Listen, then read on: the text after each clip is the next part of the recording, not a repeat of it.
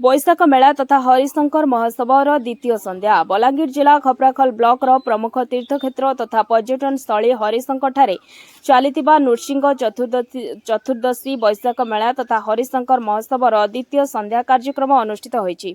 एथिरे मुख्य अतिथि भाव में विजयानंद सेठी बेलपड़ा ब्लॉक अध्यक्ष टीना कुंभार उपस्थित थिले एवं सम्मानित अतिथि भाव में कुलपति राजेन्द्र विश्वविद्यालय डॉक्टर विभूति भूषण मल्लिक जोग दैतिया बेले पाटनागढ़ उपजिलापाल तथा देवतर कार्यनिर्वाह अधिकारी सुनील मेहरा अध्यक्षता थिले।